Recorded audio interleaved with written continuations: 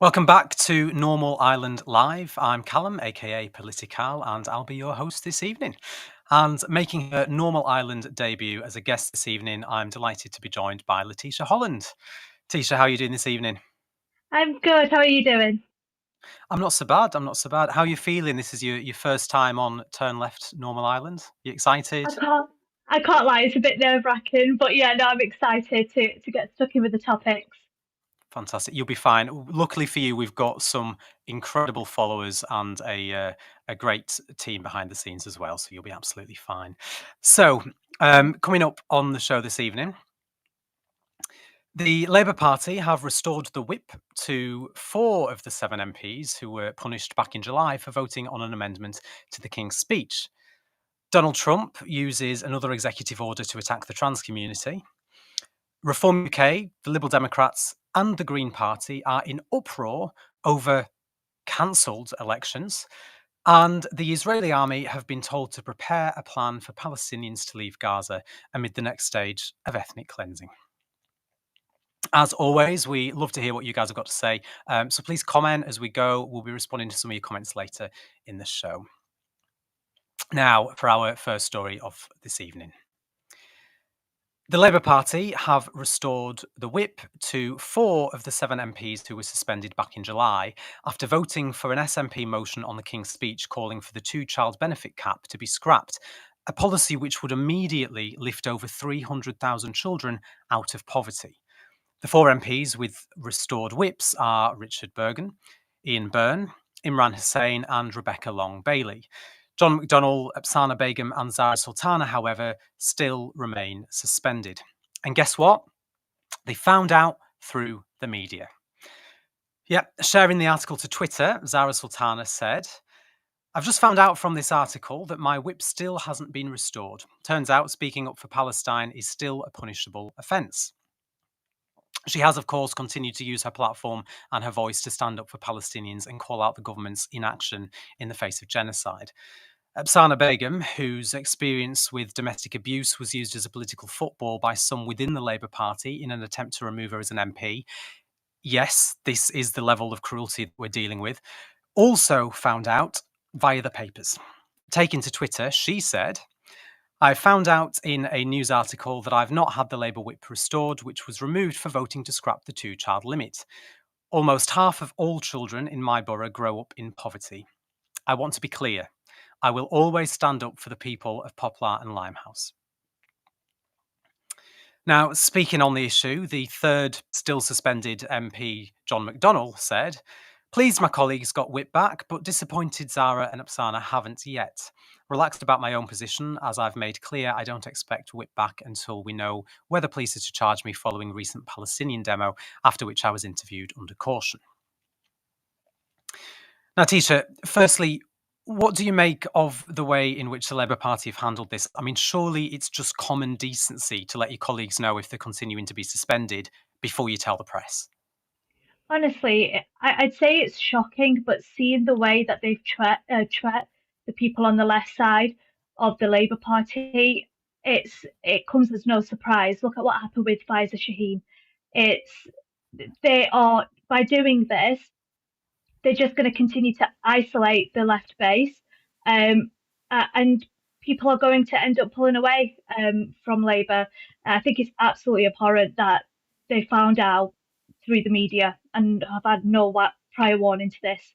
I think what they're doing is trying to punish them for being critical in recent months.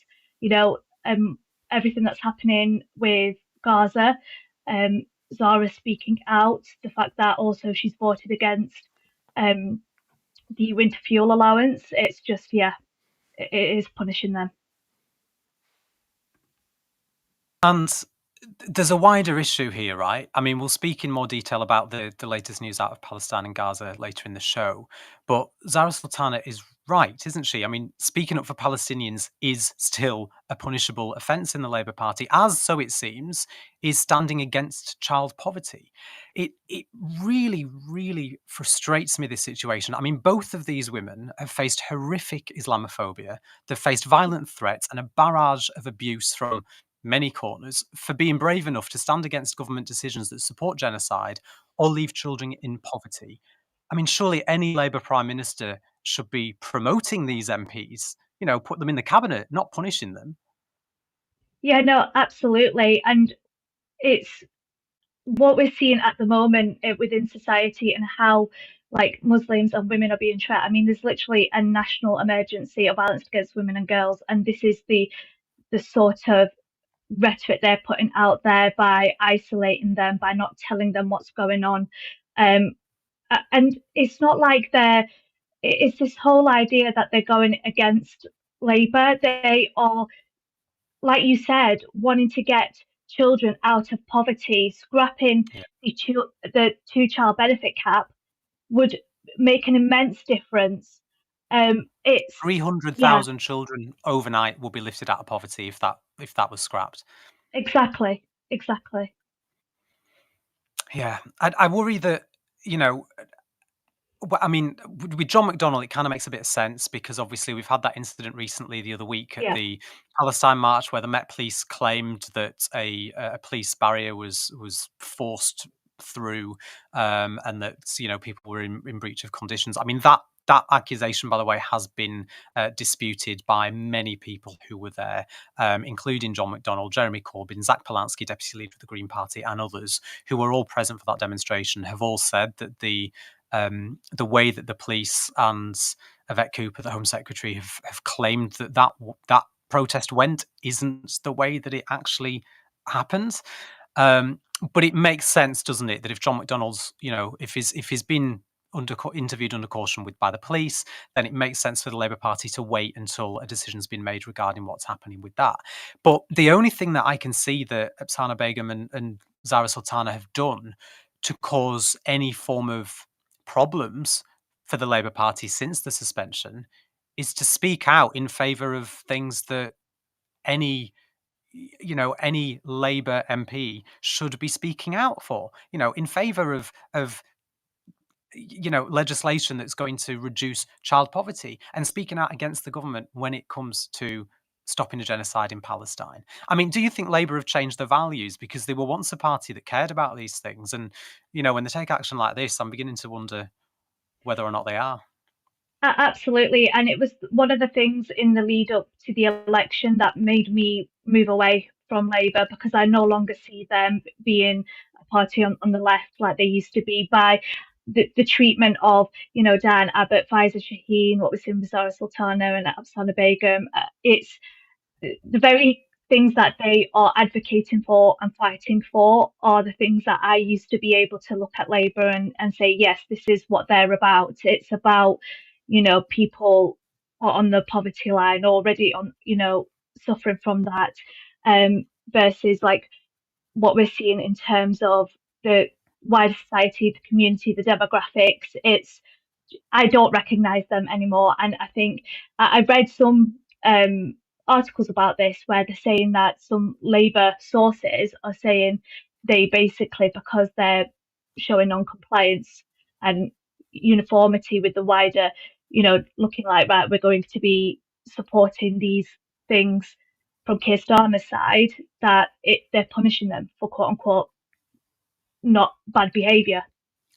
I mean, the argument they made about with the original suspension was obviously that because they were voting for an amendment on the King's speech, they saw that as a vote against the King's speech. And if you can't Yeah. vote for the King's speech, which is what they won, what they won the election on, the manifesto pledges, then there's a problem. But the way I see it was that they were trying to add to that. They weren't taking anything away. They weren't saying we don't agree with what the government wants to do. We were saying we think the government can do more. Yeah, exactly. And it's something that I remember Zara Sultana stating that, with Rachel Reeves and in terms of funds, it wouldn't be such a drastic, it wouldn't be an unworkable thing to do in terms of scrapping that two-child benefit cap and, looking at reforming the tax policy to be able to like fund the gap there. It Mm. wasn't something so extreme, something so out there that wouldn't be feasible at all. It's What do you make of the fact that they found out via the papers? I mean, the Labour Party have previously been very they've had a lot of strong words against the Conservative Party when they were in government for announcing policies to the press before they announced them to the Houses of Parliament and to the House of Commons. And I recall that Lindsay Hall, the Speaker of the Commons, had to call Labour government out on this not that long ago for, I can't remember which announcement it was, but something that leaked to the press before they addressed Parliament. But like from an employment point of view, if I'm suspended by my boss and Yeah. with a group of people for a group crime, or whatever it might be, and they decide to reinstall that position to some of those individuals, but not to all of us. Like, surely they should tell me that they're not giving me my position back before they tell the press. It beggars belief that they've done it this way. But I wonder if it's deliberate. It's almost like they're on a power trip, isn't it? Where they're sort of saying, "Well, we're going to let the press know, but we're not going to tell you because." I just don't understand though what benefit it would bring them to do that because, like as I said before, I think at the moment the way they are heading towards isolating a base, the left side of their electorate, and I really do not understand the benefit from them just going to the media, not telling them.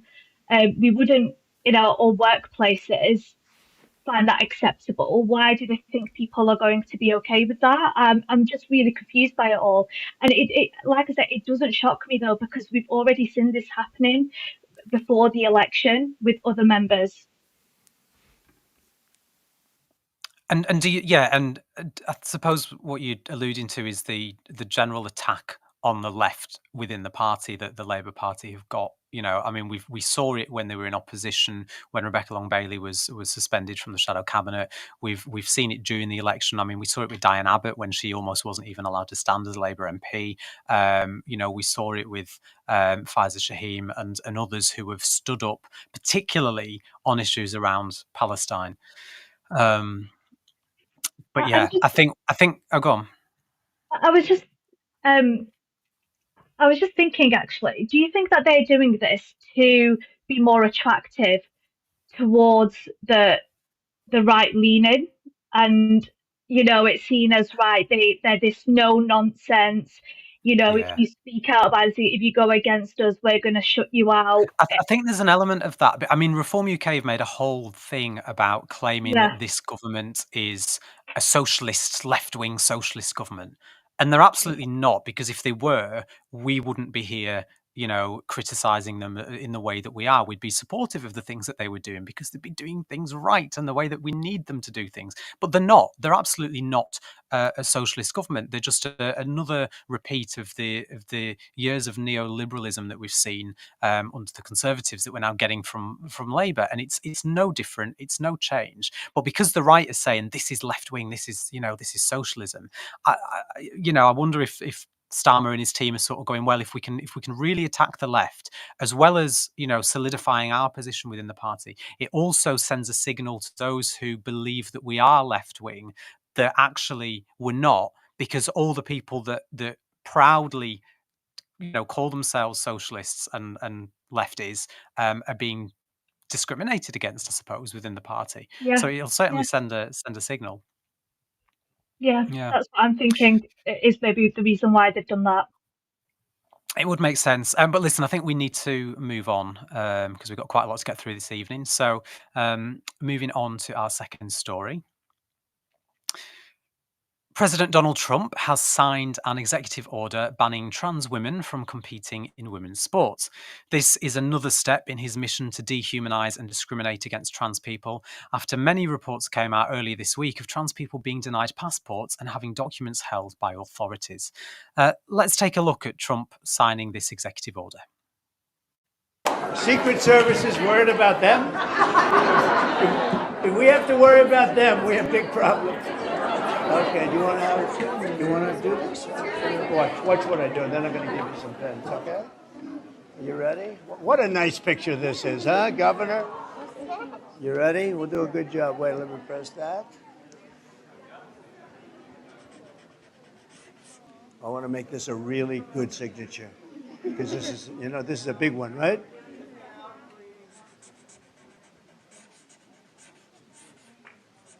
Oh, I think we have a 10. We have a 10. God bless you, Mr. President.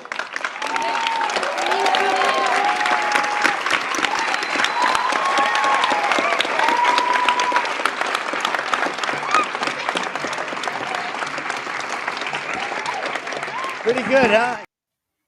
No, I don't know about you, but I find that image especially unnerving. This isn't the first time we've seen elected officials in the US surrounded by children when signing laws into effect, but I find it sickening watching a man who is a known sexual abuser and, I've been advised to say, alleged predator and rapist, surrounded by little girls while signing a document designed not to protect them, but to deliberately dehumanize and attack a marginalized group of people who make up less than 1% of the US population. And of course, everyone's favourite disgraced children's author J.K. Rowling had to get in her twopence worth too. Taking to Twitter, she said, "Congratulations to every single person on the left who's been campaigning to destroy women's and girls' rights. Without you, there'd be no images like this." Yes, Joanne, because it's the left who have spent the last 5 years campaigning to remove rights from trans people, dehumanizing them, comparing them to abusive men, rapists, and child predators, and accusing any woman with a slightly elevated level of testosterone of being a man. No, you did this. You and your right-wing, Nazi-supporting, gender-critical cult. And I hope you're proud, because you got what you wanted. Tisha, it's not going to stop with trans people, is it? I mean, Trump's hardly famous for upholding women's rights as it is, but do you think this is just the beginning? Yes, and this makes me so angry. As you said, like he's got a history on predatory behavior towards women. You only have to look at what he said in the past. He brags about it. He was found civilly liable for the essay of E. Jean Carroll. This is a man who does not care about women and girls, and the way he is demonizing trans people, trans women specifically, is disgusting. And looking at that video, it's all performance politics. They like the Trump campaign in the lead up to the election spent millions upon millions of anti-trans propaganda. They put TV ads out there. When majority of the voters said that this wasn't a top priority, it means nothing. He doesn't care. It's just to marginalize a community, a group of people that are already suffering. Oh, it just makes me so angry. Yeah, you and me both. And like I say, this is, this comes in the wake of other reports that we've heard from, trans people in America that have had troubles with passports. They've sent documentation off if their passports have been up for renewal, and they've been told, well, you need your gender marker changing. But then they've been told, oh, well, actually, we can't change it. So, like there's trans women that have been told, well, we can't put F down as the gender marker, but we also can't put M down, so we're going to have to keep hold of your documents and investigate it a little bit longer, and you're not going to get your documents back until we've done that. And it's essentially leading for many trans people to what's essentially a travel ban, because then they can't use the passports they've got because the US government will no longer recognize the gender marker. But when they're applying to have those passports replaced and updated, the authorities are keeping hold of the documentation. And now, after the big grandstanding signing of an executive order to say there's only two genders and two genders only, and it's what you were born, and it's what you were assigned at birth, and nothing else. We've now got the inevitable let's prevent a very, very small number of athletes from being able to compete in sports. I mean, the Trump administration has gone as far as to say that they are going to deny visas to any trans athletes that want to compete in the LA Olympics. And What I'm not 100% sure about, and if anyone watching knows the answer to this, or if you're aware, Letitia, then feel free to let me know. But what I'm not sure about is how this would affect trans men, because obviously there's all this talk about trans women and trans women being banned from competing in women's sports. But will these executive orders extend to preventing trans men from being able to compete or from even being able to get a visa to come to the Olympics? Because we've seen, we've already seen trans men being affected by the passport issue as well. Yeah, I don't know, and as you mentioned it now, I'm just recalling because like the title that's been given is "Keep Men Out of Women's Sports." It's so I don't know in terms of. I imagine it's going to be every trans person that is going to be affected ultimately. I also don't know if you've seen like the White House officials have said that the Trump administration are going to look at punishing schools that aren't adhering and look at penalising them through federal funding. So Yeah. it's every trans person, trans kid that is going to be ultimately affected by this. It's horrific. It's really sad, and I mean, we often get lambasted for making the comparisons, but um, the Nazis went after trans people at the beginning.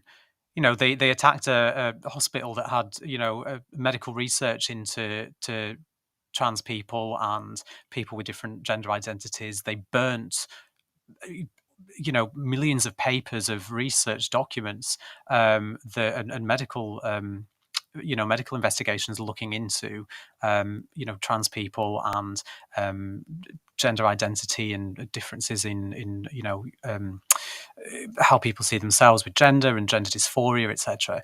And obviously we know what came afterwards. And I think what scares me is two things. Is firstly, I feel for any trans and non-binary person in the US who is currently having to live in a country that doesn't even Yeah. recognize their existence as them being who they are.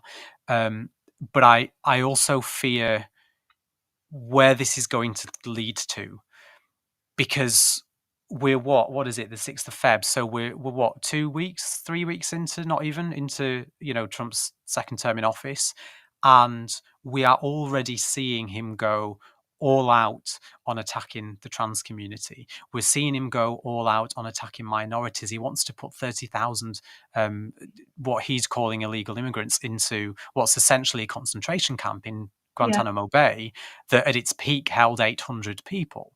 And it's all right for J.K. Rowling to sit there and make sly digs at the left and and celebrate the fact that that in her view women's rights are now being upheld.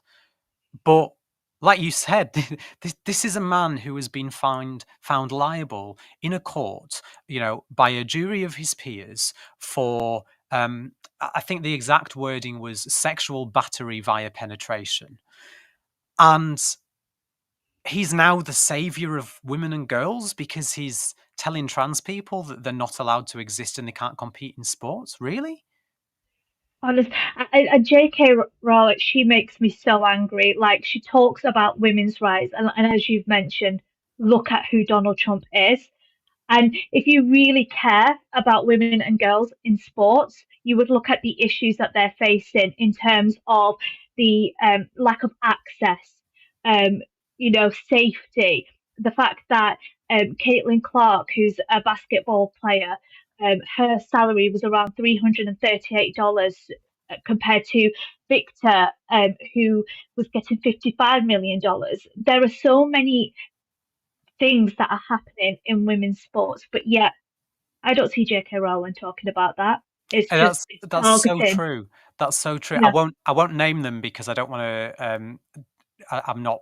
I've not got the permission to share the conversation publicly. But I sat on a flight a number of years ago with the Liverpool women's football team, and I was sat next to two of the players, and these were women that had played for Team GB in the Olympics, that played for England in the Women's World Cup, and they were playing for Liverpool Women's Football Club, and they were on a normal, a normal flight. I'd paid. I think I paid about 50 quid for the tickets. It was something, it wasn't like a particularly expensive flight.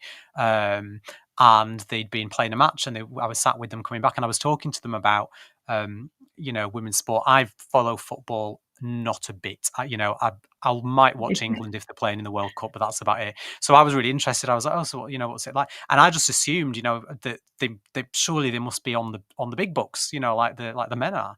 And I'd sort of passed a comment to one of them as to, how come you sat with me on the flight, and you're not in, in some posh, British Airways first class, and she said, because we get paid a pittance. I was like, well, what do you mean?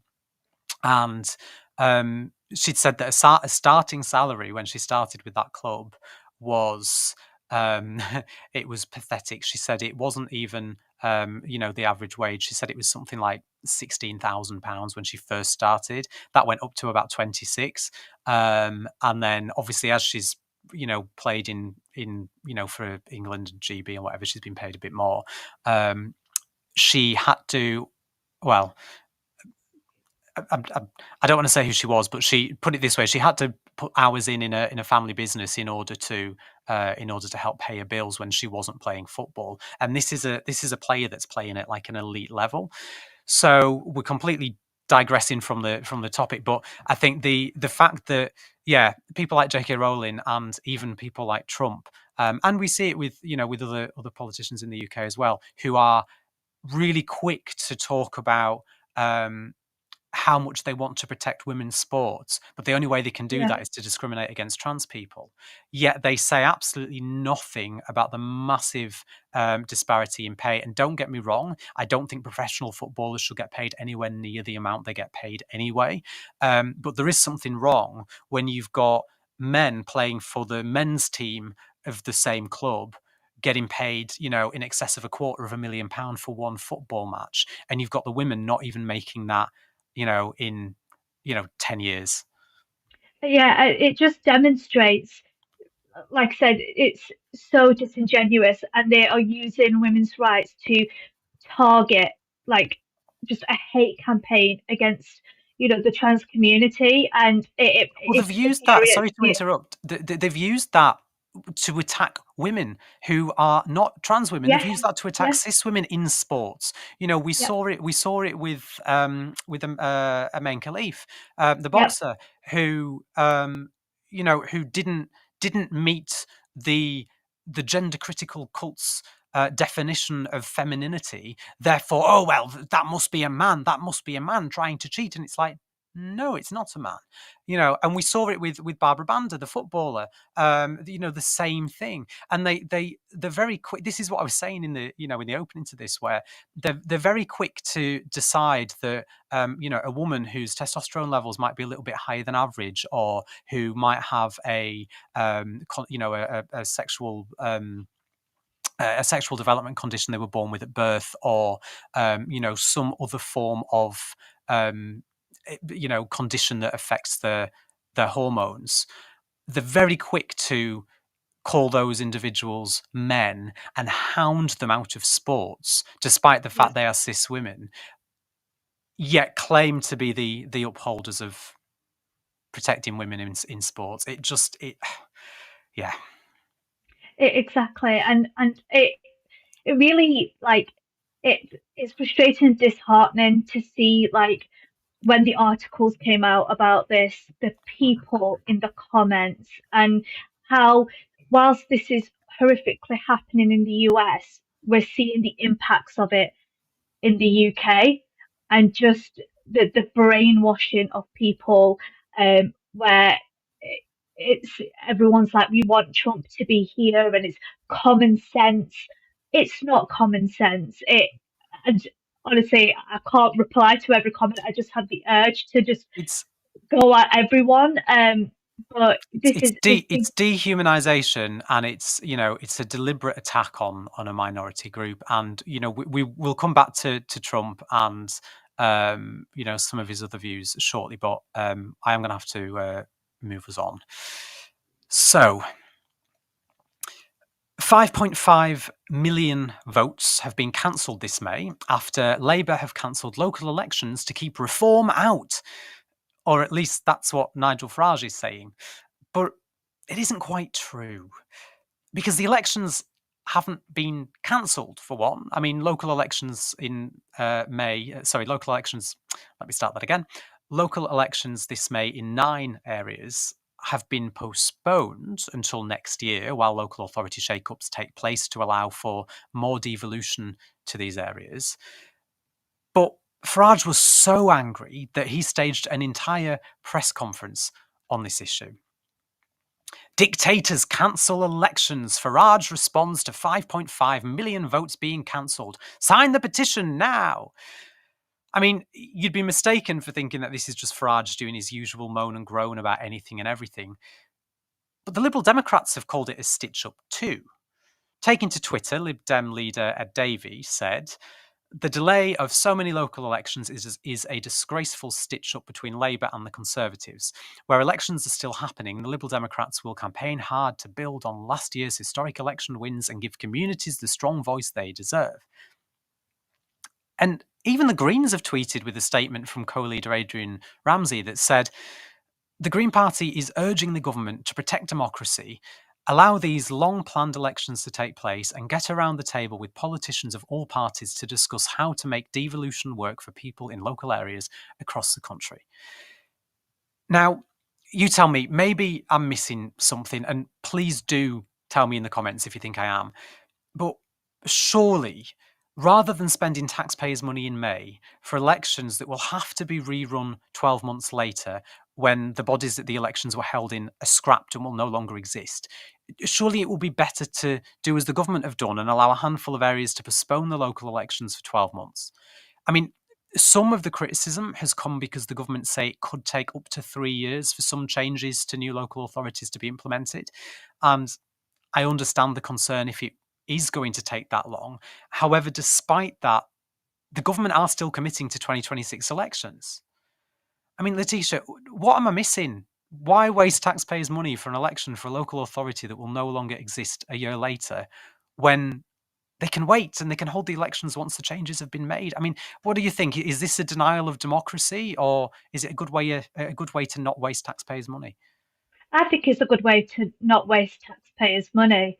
But like you said, we know what Farage is doing. We know that it's like it's being cancelled and manipulating people, like his constituents, the electorate, and thinking, this devious plan is going on to take away people's votes. I just think it makes sense to not waste money and wait. And this whole idea of a cancellation is simply a postponement. The Conservative government did it previously. So yeah, you're not missing anything, in my opinion.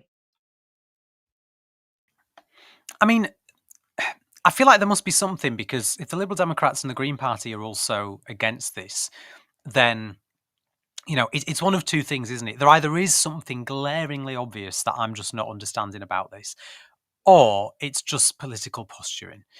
Because I understand the desire for smaller parties, particularly ones that often do well in local elections, like the Green Party, like the Liberal Democrats. I understand their desire to get these local elections, up and running now, especially at a point when, for reform, especially,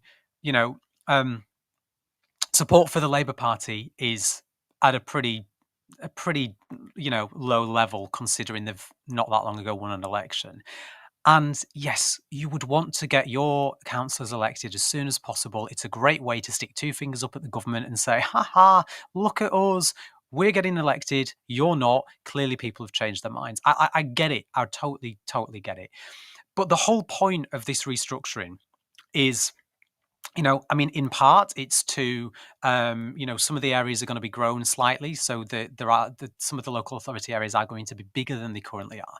But it will give these local authorities an opportunity, certainly in some areas, to vote for to have an elected mayor, similar to what we've seen in places like Birmingham and in Manchester, where we've got mayors who have more power to make decisions for their local areas and who most people on, I would imagine, most sides of the political spectrum would argue has been fairly successful. If you look at what Andy Burnham's been able to do in Manchester, he's brought the buses back into public ownership for one.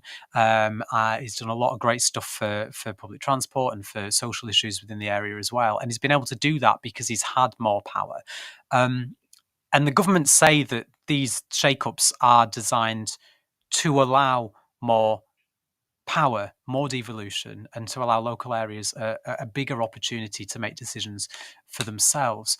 But it just, to me, I just can't understand if we have an election in May and these local authority areas are scrapped in 12 months' time, we're going to have another local election. For the sake of 12 months, I really don't see the point. Nigel Farage's concern, one of his big concerns, is that because they've said it could take up to 3 years for all of the sort of restructuring to be finalised, that I think he's worried that Labour will push the elections again. We'll get to May next year and they won't be ready, and they'll say, "Oh well, we'll just give it another year. We'll just give it another year." And I can understand why he might be upset about that, but I don't think it's this big sort of theft of democracy that they're making it out to be. No, I agree. It's a really hard one because, like you said, if it takes up to 3 years, then that's a huge concern, and the reaction will be. It's a really difficult one because I know that as well. Like you've said, it's a good thing, especially if we look at Manchester. We look at Andy Burnham; he's done amazing things. But what because I'm looking into as a whole, will it be a good thing, like a benefit? And I'm not seeing any research showing that like a large unitary council will be better than smaller ones. So for me, as a whole, this whole thing, I'm not entirely sure on if ultimately it's going to be a benefit. And the whole question on where postponing it for 12 months, if it is for the 12 months, I don't see any issue. Yeah, but I 3 suppose years. it's weighing up that question of if it's going to be for 12 months and that's it, great. But equally, there's another question there that you've sort of raised as to whether or not the unitary authorities are going to be beneficial. What sort what concerns have you got around those? Is it Um, because it sort of encompasses a larger area, or yeah, and it's seeing kind of the mixed reactions, like online in terms of articles where other parties are kind of contributing, and they don't seem to kind of believe what Angela Rayner is saying, or when she was in the House of Commons talking about the funds, that there's going to be more funds, more power, more opportunities there. It's where can we see the evidence that talks about it working in theory? But then you've alluded to Andy Burnham there and the great work that he's doing. But we do saying have to that, be. it's been difficult for him, like the amount of things that he's had to face and barriers, and so it's not as easy as because I'm from that area. Like he's been working on the public transport for God knows how long, and has come up against multiple issues and barriers, and has talked at a national level, and the things that he's had to push back on, and it's not been easy to do so. So yeah, I'm a bit skeptical.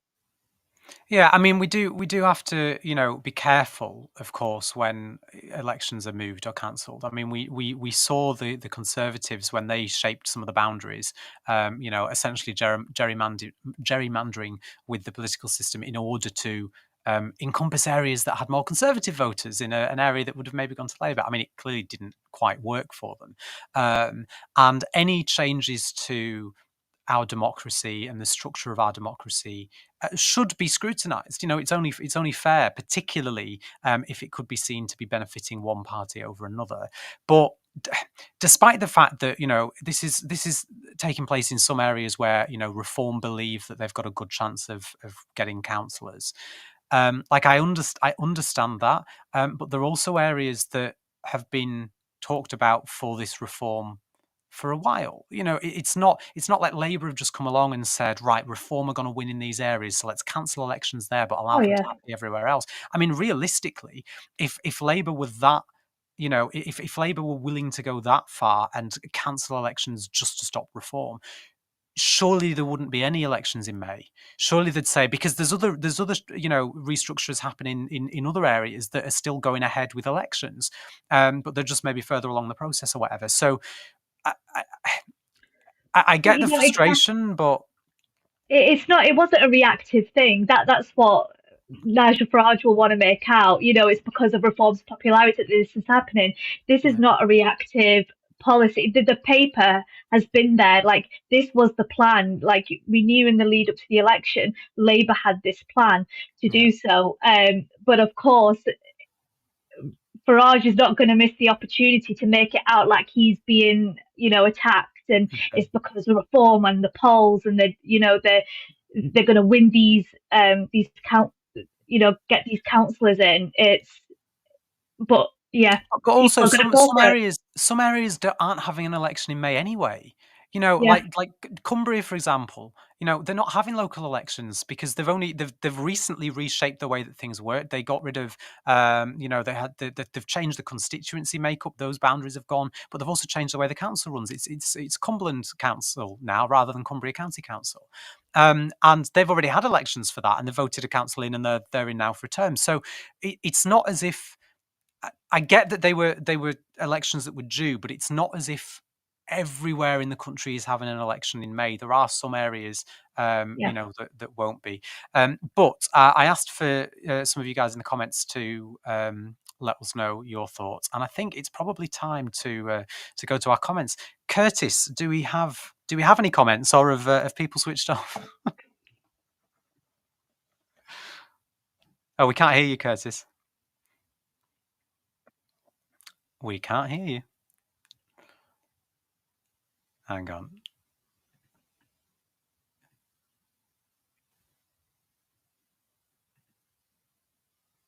We can't hear you at all, Curtis. If we can, then it's not me. I'm not sure why. That's very odd. It's typical turn left, isn't it? It always happens. There's always a way. It's probably in fairness, it's probably because he had everything set up, and then I came in to prepare for the show and completely switched everything out. Let's see. We Can you should have hear him me now. now? You should Yes, we be able to, can, yeah, Curtis. sorry. I did this last time. I didn't replace the scene, and then you put me on and you saw my face, and I'm not, I've not done my hair or anything. I don't want the audience seeing me like No, this. well, that didn't go live though. Nobody else saw that, I don't think. I don't know. Yes, What are so people saying? there is a lot of, yeah. I mean, I've got Keith telling me to get the comments up. We've got a lot of comments here, and I'm going to go through them. Sorry, Go on. in order. So let's go to the top. First, I want to say, Specs Bean Farmer has just become a member, so thank you. Thank you Thank very you much. so much for joining the Turn Left team, or Turn Lefters. Apparently, we shouldn't call ourselves names, just let the audience do it, because I've seen a couple of nicknames, and Turn Lefters is one. Turn lefters. I like that. I don't know if that's any good or not. I But don't know if it's going to stick though. I don't know. Edward Sexby. Hi, They Edward. should all leave and go independent or join the Greens. So I mean, yeah, let's open this up. So of course, this is in reference to Zara Sultana, John McDonnell, and Absama Begum. I guess John McDonnell's situation is slightly different because he's still under caution. Or was it under caution? Was it? He had an interview with the police. John McDonnell and Corbyn were interviewed under Yes. caution. Yeah. I mean that's standard practice anyway. If you're going to do a police interview, it's nearly always under caution anyway. If Yeah. there's any suspected criminal activity gone on, that you're giving an interview about. So, but yes, they were interviewed under caution, and obviously they're waiting to see whether there's going to be any charges or not. So the question is then, just for Zara Sultana and Absama Begum, I mean, I don't personally think they're going to be allowed back into the Labour Party. Why don't they just join the Greens? And also, why don't I'm going to suppose it's a bit different for the new independent MPs. They were elected on their independent tickets, so I don't expect them to join the Greens. But why Mhm. can't former Labour MPs join the Greens? There's four MPs, the Greens. Make the Green bloc bigger. I mean, what are they so Yeah. afraid of? Yeah.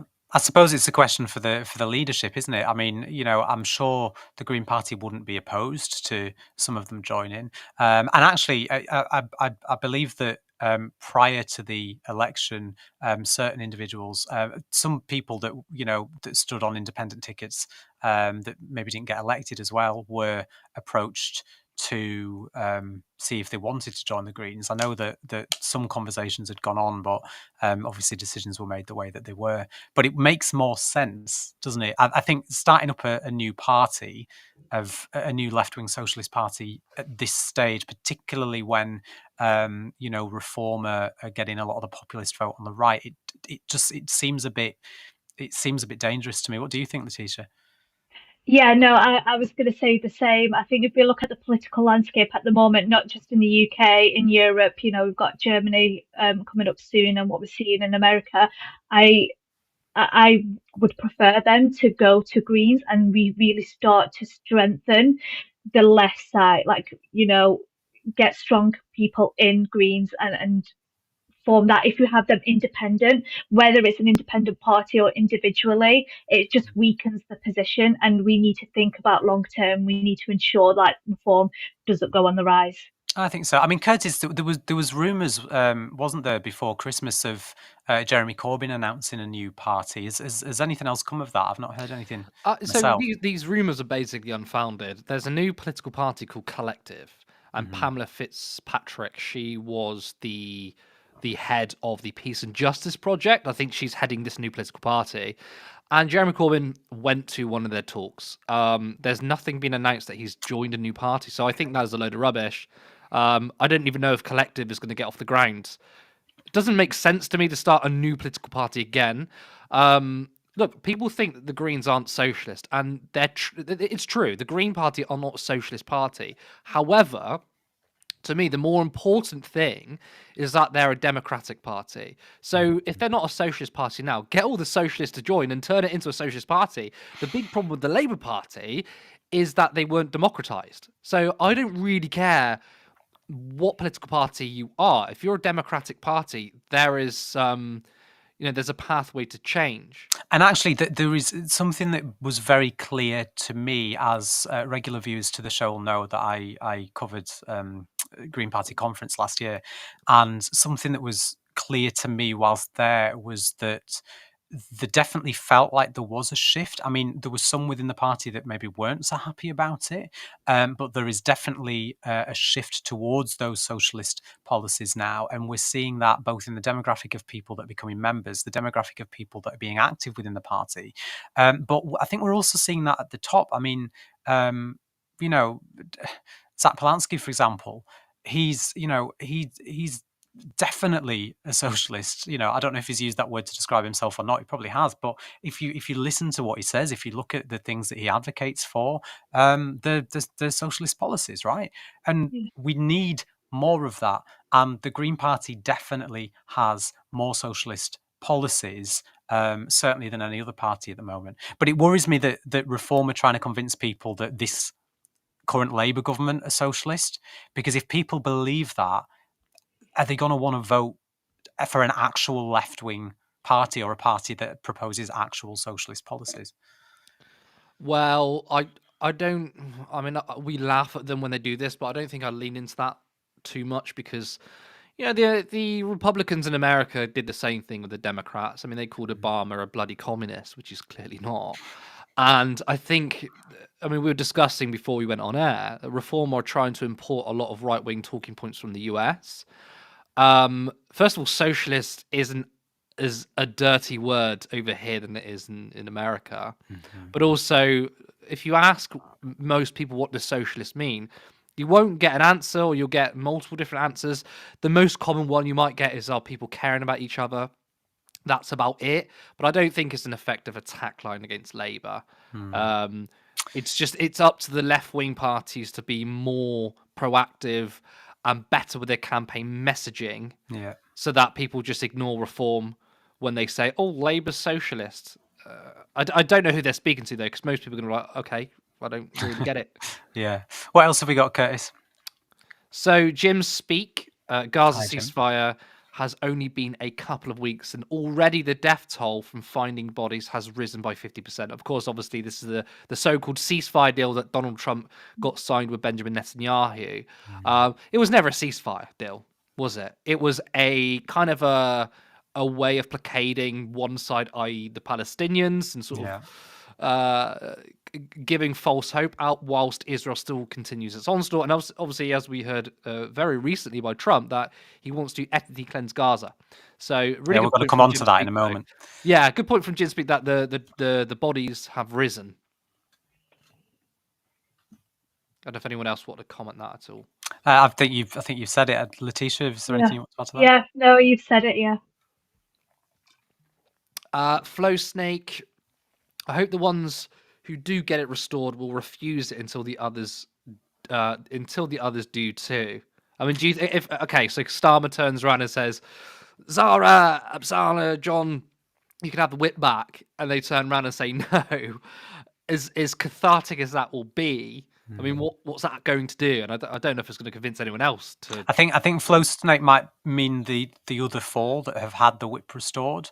I think Okay. No, they refuse apologies, it until the apologies. others. Yeah. Oh, Which to refuse it out of solidarity. yes, That would which be nice, but I think, I mean, well they've not done it, have they? they've not done it, Unfortunately. and the reason why they won't do it is because they've had many left and like soft left MPs had the chance for a long, long time to sort of show a bit of solidarity with the left. Even the Socialist Campaign Group have been quite pathetic. So it would be nice that those four MPs refuse to take it in solidarity, but they won't, because we've seen time and time again that the left are too scared.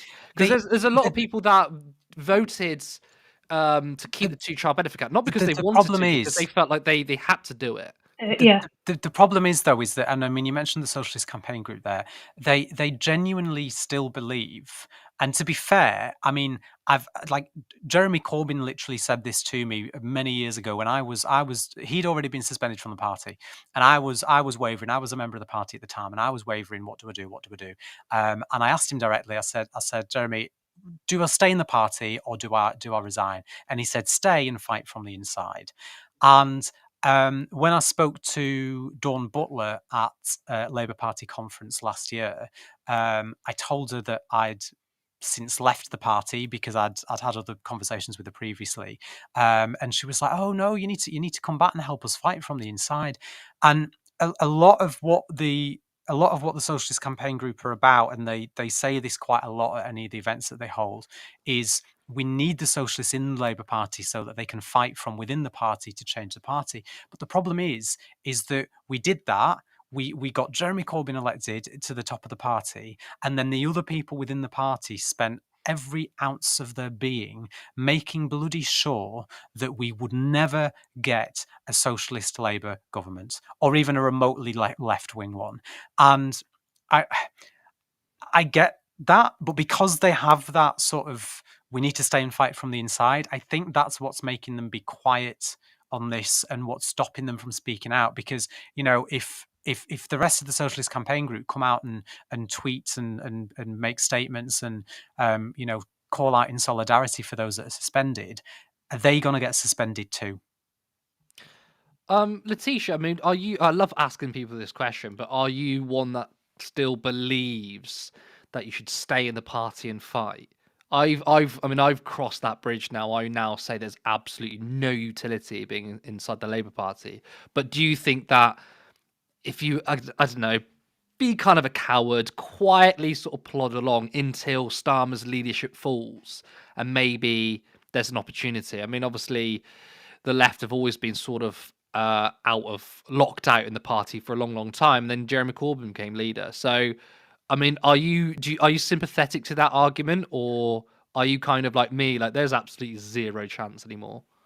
Yeah, if you did ask me this like several years ago, I would have been a bit more like hopeful and yeah, we can do it, you know, we can get a group together and ensure that yeah, we're making change from the inside. But seeing what's happened over the years, I think the best bets are to do it outside because your hands are tied. And I just think that what effective change can you do? Have we seen happening? So yeah, I'm definitely of that mindset now that it's better to not to stay silent and try and yeah, do things within the party. I mean, look, if Morgan McSweeney loses his power within the party, and that sort of faction of the Labour Party crumbles, there's there's a chance that they might be able to. But you've also got to look at the fact that Starmer's team made absolutely sure that they got as many Starmer yes men into the selections for the elections to ensure that when they inevitably won the election in July, they had MPs that weren't going to rebel and that were going to toe the party line. But if we're to believe, rumours out of Westminster in recent days, then who knows what's going to happen? Because it does appear that there are some even within Starmer's close ranks who are no longer happy. But I mean, we don't that's normally report on but gossip. the point you just made is absolutely correct.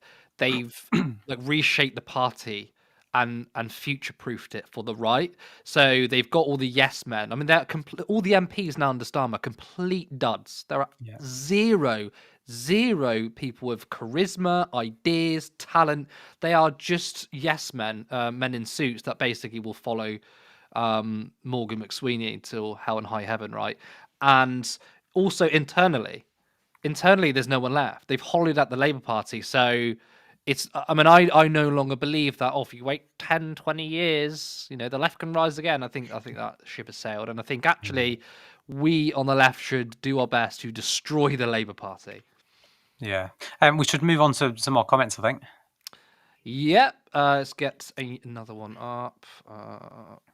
Okay. Zeke the Beast, Waltz. Hi, Zeke. Waltz have kids free school meals. I don't see Trump doing that. I mean, I think again, this is what we were talking about in our WhatsApp chat. So the picture that you showed earlier in your show of Trump, or the video, sorry, of Trump like signing the document with all those Surrounded kids around, by, and then J.K. Rowling like, oh, look at this, kind of saying the way she framed it was like, you won't see this. Or you certainly won't see this from the left. And it's like, well, there's loads of images of Tim Waltz surrounded by kids, and they're all cheering because he signed free school meals. And Trump is signing a document to essentially try and ban trans people from existence. Yeah. Nothing else to add to that one. Teacher? Oh, I think my computer's going off. Oh, no. Yeah, it looks like you frozen. Yeah, you have frozen. We'll continue to go through the comments while Yes, please. Yeah, it's right. We can still hear you. It's just your video that's gone. Okay. So we'll let you sort that, and we'll keep chatting. Jacqueline said Trump doesn't care about protecting women and girls. It's a power play and a way of virtue signaling to his racist, homophobic, and transphobic base. Yeah, can't disagree with that. But I mean, you both made a really good point earlier on in the show, which is that ultimately you're going to attack cis women in order to attack trans women. You're going to attack cis women. That ultimately happens. Yeah, and they do it. We see it all the time. There's so many reports of cis women being hounded out of changing rooms or of toilets or of dressing rooms in shops or whatever because they don't meet. The gender critical cult like to talk about how well just because you have short hair or wear jeans that doesn't make you a man, or just because you paint your nails and have long hair that doesn't make you a woman. No, I agree that doesn't, and nobody is saying that makes you a woman, but they're the first to see a woman with some muscles and short hair and shout, you're a trans person, get out of the toilet. And it's like, what? Because this woman's got short hair and is a bit sort of looks a bit more stereotypically masculine, and that suddenly means they can't be a woman. Like, come on. But the problem is they've honed in so deep on this belief that in order to in order to be able to police this, they can always tell. We can always tell, and they've convinced themselves of that so much that they are now going after women who are cis women because these other women can tell. It's like, but you can't tell. If you could, you would stop demonizing cis women in sports. You would stop demonizing cis women in the bathroom. And the really frustrating thing in all of this is trans people make up less than 1% of the US population. Trans athletes make up an even smaller number of that.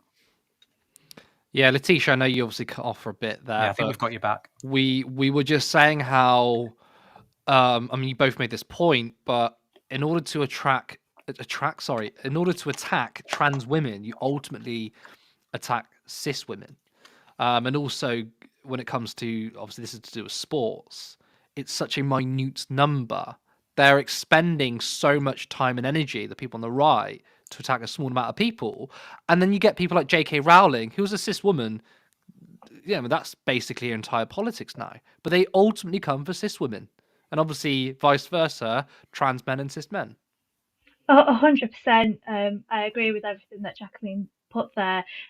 What I've seen ultimately in the space of like a year or so is as well people telling like cis women what problems we're facing, and our voices are shut down because it doesn't suit a narrative of, you know, hating the trans community. It's if you say, actually, no, what you're telling us is wrong. These are the issues we're facing, and we've been facing for decades and decades. It's like, no, stop right there. We're going to tell you what problems you're facing. We're here to help you. It's like someone had put previously, Trump said, we're going to protect women at all costs, whether you like it or not. It harms us. It harms the trans community, and that's why time and time again it's infuriating when the likes of J.K. Rowling and anyone who calls themselves to be feminist or, you know, supporting this, and voting for the likes of Donald Trump. Yep, agree with that. Chris has just become a member, but also Welcome, Chris gifted 5 turn left memberships. Chris, you are a Thank you. legend. Thank you so much. It really means so much that that people are doing this. I mean, it's only 99p to join as a member, but it means a lot. I mean, far more than the monetary value. Obviously, that helps. But just to know that people want to sign up and sort of be part of Turn Left and its growth, and you know, one day we might become so big. But it really helps us out, and I can't understate how helpful it is. And you know, I mean, I was going to do a plug later. Obviously, you can support us in any way that you possibly can. It doesn't have to be financial, but the financial support that we get, and when we get, you know, members and things like that, it helps us in many ways. It gets us out there. It increases our reach to more viewers and to more people, which is always great. But the financial support that we get from you guys, it allows us to do things that we wouldn't be able to do. We've got some exciting things in the pipeline that, you know, you'll find out about in due course that we wouldn't be able to do without your support. And we appreciate that, you know, not everyone's got money spare, and you know, even 99p for a membership for some is, you know, is just money that they could use for food or for something else. But for those of you that are able to afford it, and for gifting other memberships, you know, other members, it's really appreciated. Do we have any more? Oh, we've lost Curtis now. That's Yeah. great. We've lost the producer. Don't know where he's gone.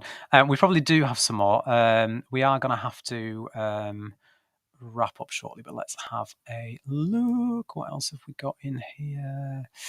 Sorry, I'm back. I don't know what happened there. It's all right. I've just gone to another comment. So, Ari, the council elections reform are using it as an attack line. I think Greens and Lib Dems are trying to stop it being a Farage standpoint. A few assurances, and they'll likely just accept the delay. Yeah. Yeah. Like I say, I thought I was just sort of, you know, maybe not understanding, but maybe, you know, maybe there's something else. I mean, what's your thoughts on this, Curtis? What on the elections? Well, again, I mean, we spoke about this before we went on air. I I'm more in your camp that I do think this is political posturing, not just from the Reform, but from the Greens and the Lib Dems. Look, Keir Starmer and the Labour Party are incredibly authoritarian. We know that. But if they're going to delay elections because there's going to be another set in 12 months' time because of the boundary changes, which means the current elections will almost mean nothing, that's not an authoritarian move. That's just quite literally just something that needs to be done. Obviously, like, it's concerning that if it can take up to 3 years, then that's 3 years of representation of the people that isn't heard because there's an election. So I would understand that. I guess that's the nuanced part.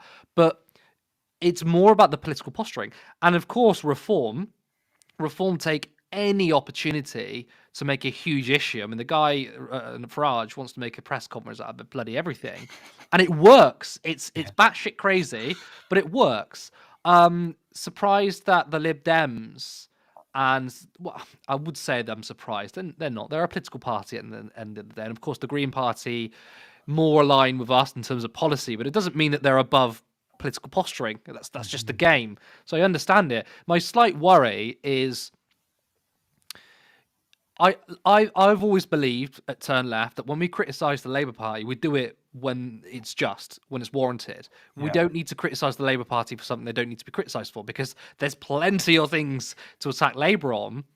And I feel like if you're going to attack Labour unfairly, i.e. on this particular thing, that just boosts Reform, because Reform are obviously going to have bad faith attacks. Reform aren't attacking Labour for not introducing wealth taxes. They're not attacking them for, you know, for austerity and things like that, which we would. They attack them for anything.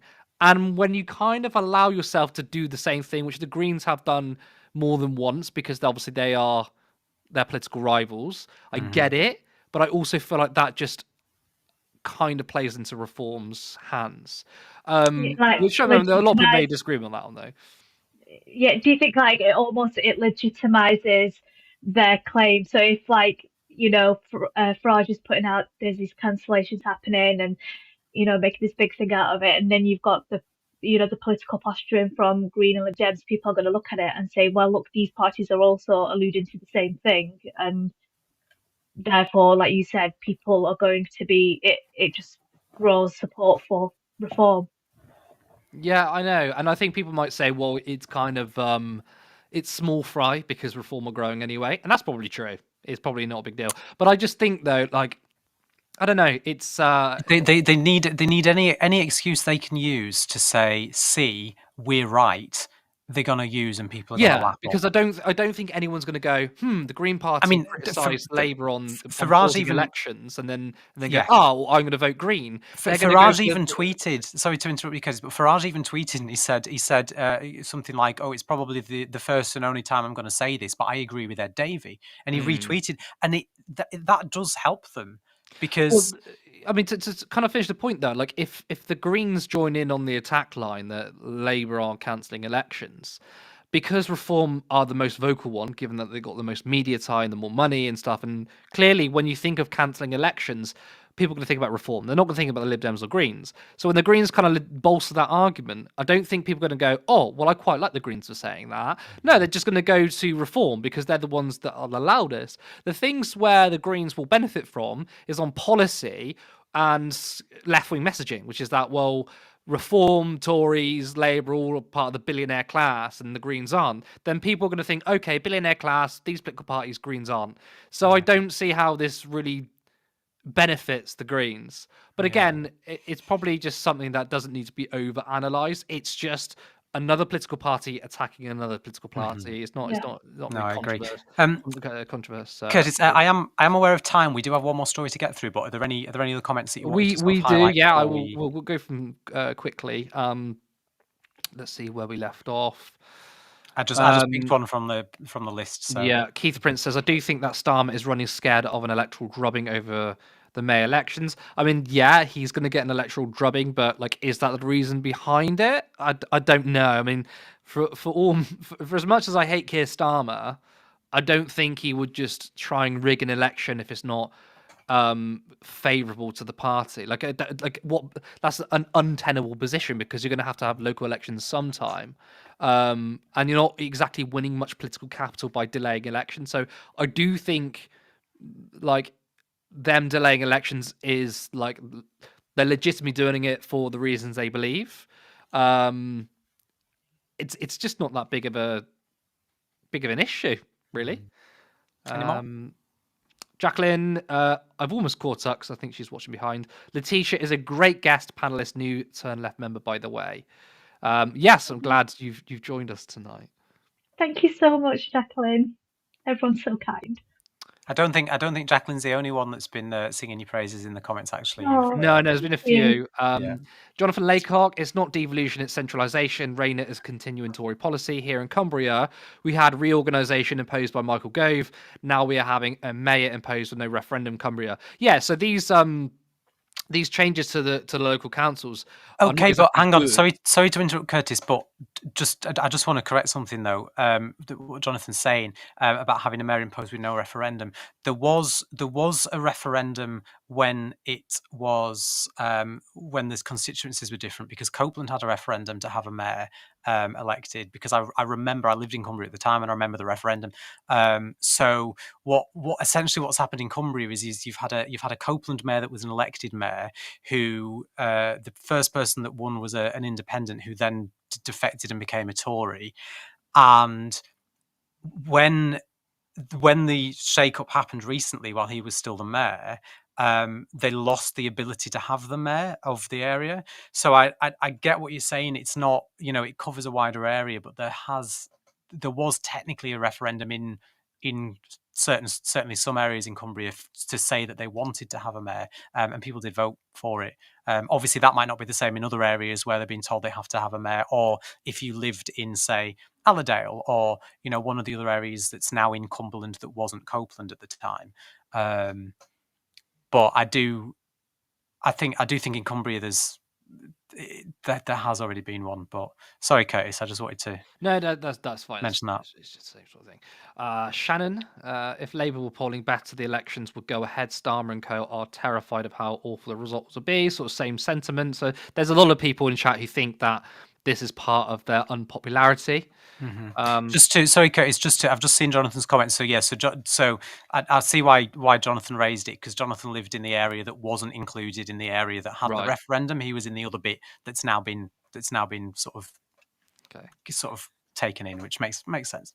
Again, same sort of thing. While Farage is posturing and getting his mug over the TV, Starmer's clearly worried over Labour's poor polling.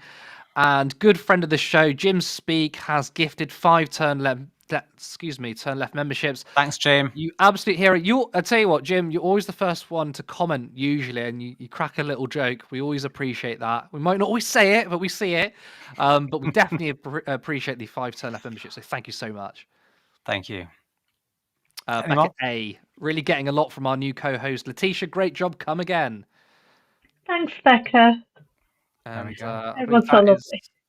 All 4. You can take the last story if you want, Letitia. I'll just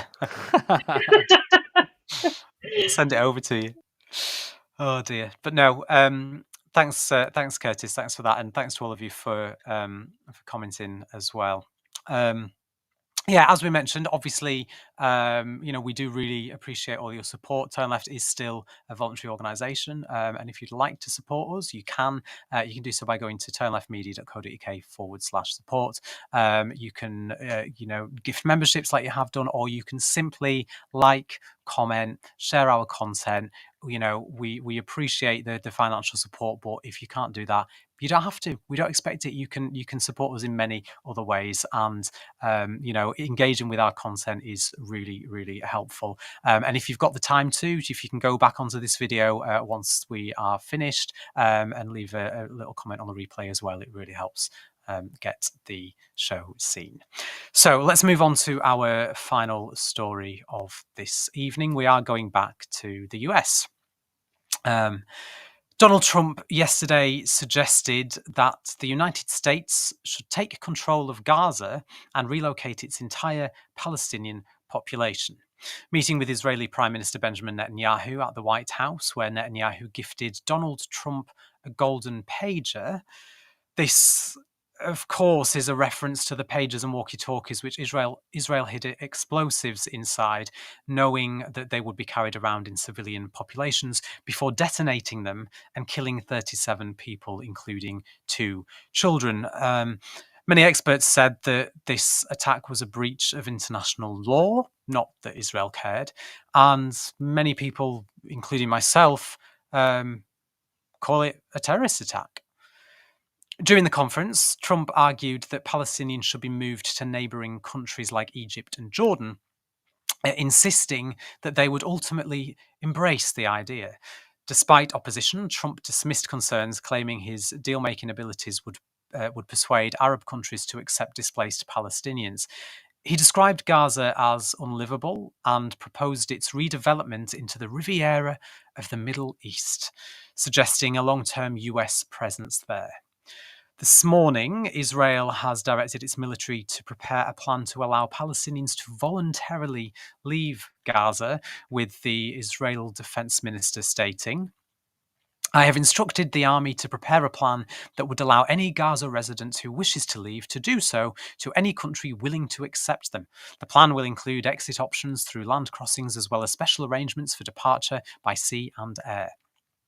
Now, when asked who will take in the Palestinians, Defense Minister Israel Katz mockingly said that it should be countries who have opposed Israel's military operations in Gaza, saying, quote, "Countries like Spain, Ireland, Norway, and others, which have levelled accusations and false claims against Israel over its actions in Gaza, are legally obligated to allow any Gaza residents to enter their territories.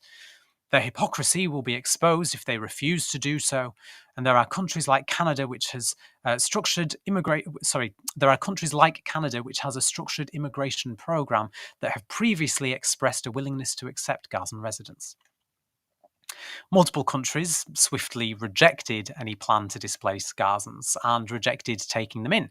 UK Foreign Office Minister Annalise Dodds told Parliament that the UK will oppose any efforts to move Palestinians from the Gaza Strip to neighbouring Arab states against their will. It's about time that the UK government take a stance like this.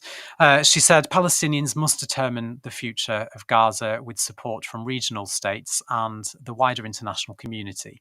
"We would oppose any effort to move Palestinians in Gaza to neighbouring Arab states against their will, and there must be no forced displacement of Palestinians nor any reduction in the territory of the Gaza Strip. Palestinian civilians should be able to return and rebuild their homes and their lives. That is a right guaranteed under international law. Gaza is home to 2 million Palestinians and remains an integral part of what must become a future Palestinian state, with Palestinians living next to Israelis in peace and security." What I do notice there from Annalise Dodds, or what I notice a lack of, is calling it what it is, which is ethnic cleansing. Then, as the world reacted, Donald Trump earlier posted to Truth Social stating the following. He said, "The Palestinians, people like Chuck Schumer, would have already been resettled in far safer and more beautiful communities with new and modern homes in the region. They would actually have a chance to be happy, safe, and free. The US, working with great development teams from all over the world, would slowly and carefully begin the construction of what would become one of the greatest and most spectacular developments of its kind on Earth. No soldiers by the US would be needed. Stability for the region would reign." Meanwhile, Human Rights Watch stated earlier today that much of the destruction in Gaza reflects a calculated Israeli policy to make parts of the Strip unlivable. That's what they said. The Human Rights Watch Middle East and North Africa Director Lama Faki said, standing beside Prime Minister Benjamin Netanyahu, whose government was responsible for this policy and is wanted for atrocity crimes by the International Criminal Courts, President Donald Trump suggested displacing Palestinians on an even larger scale and, quotes, taking over Gaza as potential US policy in light of the destruction in Gaza. It would move the US from being complicit in war crimes to direct perpetration of atrocities. Governments should together make clear their strong opposition to Trump's call for forced displacement in Gaza and take action to prevent further atrocities against the Palestinian people. And if that wasn't enough to top off the news story in question, the US and Israel have withdrawn from the UN Human Rights Council, and Donald Trump is expected to sign an executive order today sanctioning the International Criminal Court, an institution whose creation was inspired by the temporary courts which the Allied powers created to persuade individual Nazis and leaders of Axis powers after World War II. Letitia, where do we even start? I mean, this is ethnic cleansing, right? Yeah, essentially that's he's endorsed ethnic cleansing. There's no other word for it. They talk about quote unquote voluntary. The Palestinian people aren't going to move from their homeland. It's going to be forcible. It's going to be ethnic cleansing. It's going to be a war crime. It goes against Article 49 of the Geneva Convention. It's horrific what we're seeing, and I could barely stand watching Netanyahu and Trump together, the smirk on Netanyahu's face and the comments, the way that they speak about the Palestinian people. There's no words to it, and it really frustrates me where you shared the comments made by Annalise Dodds. Mm-hmm. She can't call it for what it is. I just think it's all words. I'm not seeing any true actions from the British government. There's 140 countries that have rightfully called Palestine Palestine. They are not one of our country. UK isn't one of the countries to do so. I do think it's a step in the right direction, though, that she is saying no. Like, we don't care if America want this. We don't think it's right. But yeah, like, why are they scared to call it what it is? Yeah, and the thing is, though, is it something that is shared by Keir Starmer, the wider Labour Party? Like, I just at this point, these words, they mean nothing. Well, let's not forget Starmer said that Israel had the right to defend itself, and went further when pushed about cutting off water and electricity to the area. Starmer reiterated that Israel has the right to self-defense. I think Israel has that right is the exact words that he used. But what do you make of this? What do you make of this quite, in my opinion, sick gift to Donald Trump of a golden pager? What do you make of that? Oh my God, what? I don't even think there's a right word to use that could depict the horror of him gifting that, and it just shows who Netanyahu is. I mean, we've all known it, but it's the doing it so publicly. Yeah. I don't know if you can find the words. I really can't. It's sickening. Listen, when I got a bit of stick because when the pager attack happened, I immediately came out and called it a terrorist attack because it's a terrorist attack. These pages were in civilian areas. They had no clue where the people that were carrying these pages were going to be at the time of detonation. I mentioned earlier on, 2 children were killed as a result of this attack, as well as the other 30 odd people that were killed because of this. And they were detonated in supermarkets, in shops, in public places. It wasn't as if it was a targeted attack on specific terrorists who were either in specific military areas or that were at home on their own. These explosions went off in public places, and many more people were injured as a result of it. As far as I'm concerned, it was a terrorist attack. I called it that at the time. A lot of people, called me out on that and said that I was wrong to say so. But to me, what else is it? It was an act of terror. So to immortalize that in the form of a golden pager and to present it to Donald Trump as a sign of friendship between the two nations is sick. Yeah. And I agree that it is a terror attack. Like you said, look at where these pages were placed. When listening about it, the sound going off so that the people would find it. What else was it? Like you said, it wasn't targeting, like officials or anything. Like, it's people, it's supermarkets, other like places where people go to eat. It's no other word for it. Do you think we'll start to see? Well, or let me rephrase that. Do you think that the clear bond between Trump and Netanyahu will force our government to start actually having to sort of, take a stand against Israel and what they have been doing and continue to do in Gaza? Because I get what we were saying earlier. Annalise Dodds hasn't called it ethnic cleansing, but she has said, no, it's a position of the UK government that we won't support, the forced displacement of Palestinians from Gaza. And previously, when Biden and when the Biden and Harris camp were quite happy to send to send aid and finances and military aid to Israel to support them in the attacks, our government defended that and we're like, yeah, we'll send them plane parts, and we'll tell Yeah, you what, we won't send this plane part because this plane part won't be used to commit genocide, but we'll send this plane part because this sorry, we won't send one that will be used, but we'll send this plane part because that isn't going to be, as if as if one aeroplane is complicit and yeah. the other isn't, when the people using them are still carrying out war crimes and a genocide. But now that we've got a Trump presidency, it seems to me like Labour is sort of having to think a little bit more before they just blindly support America. And I wonder whether it will cause a strain on that special relationship, or whether Starmer's government will just give in to Trump and say, yeah, you know what, if you want to send all the Palestinians out of Gaza and turn it into some, millionaire seaside resort, then you go ahead.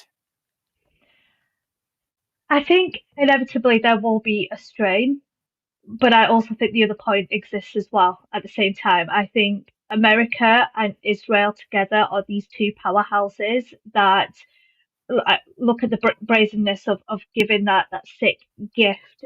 It's the only thing I can think of is, and I've noticed, as a result of what Trump has come out and said about Gaza, that there are other countries that are opposing this, and it is the strengthening of these countries collectively working together. I just think it's Starmer is going to be too afraid to go against in such a strong position what Trump and what Trump is saying, and his Yeah, relationship with the I wonder Netanyahu. I wonder if we'll see more sort of soft support where, arguably what we've seen from Annalise Dodds, where, yes, okay, they're saying we won't support this, but she's not going the full way. What our government should be saying is we will not support ethnic cleansing, right? That's what the government should be saying. Yeah, And, other parliamentarians, I know Carla Denyer released a video, co-leader of the Green Party released a video recently, calling it exactly that, because that is what it is. So yeah, I don't know. I just think that we. I want Starmer to grow a backbone and actually, stand up against. He was a human rights lawyer, for Christ's sake. If a man who spent years as a human rights lawyer cannot call out human rights violations, then who the fuck can? yeah. It really makes me angry. Letitia, I'm afraid I'm probably going to have to call it a day. We could probably talk about this and probably should for a bit longer, but I'm just aware of time that we're well over time today. But people have been sticking around, so thank you all very much, and thank you, Letitia, for joining us today, making your Turn Left debut as well. We really appreciate it, and I hope Thank you you've so much. you found it all right. Yeah, everyone's been so kind and lovely, and the community as well that you have. So yeah, thank you for having me on and being really patient and kind with me. It's been a lot of fun. No, it's been great having you. Thanks to you, and But the don't forget. topics Oh no, no. Letitia's panicking now. Not the topics. The topics haven't been fun. No, we know what you mean. It's one of those where we've got to find a way to be able to talk about difficult topics on this show. And some weeks and some nights we cover topics that are fairly lighthearted, that we can sort of laugh and joke about a bit more. Other days we cover really serious topics that need to be dealt with a lot more. What's the word I'm looking for? With more seriously. But I think what we always try to do on this show is get the right balance, and I think we have done. And it's it's okay. You can enjoy coming on and having a chat with us, even if we're talking about things that aren't so great. So thanks again for coming tonight. Don't forget, guys, if you want to support us, you can do so by going to turnleftmedia.co.uk/support, or simply, like I said earlier, by liking and sharing our videos. We are always grateful for your support. Thanks again to Letitia for joining us this evening. If you want to go and follow her, you can do so on TikTok at Randall_Reads. That's RANDALL_READS. Just spelling it out for you there because it's not on the screen. But yeah, please go and pop over to TikTok and give her your support. We will be back on Saturday for the debrief. But until then, thanks as always for joining. I'm Callum, also known as Political, and I wish you all a wonderful evening. Good night.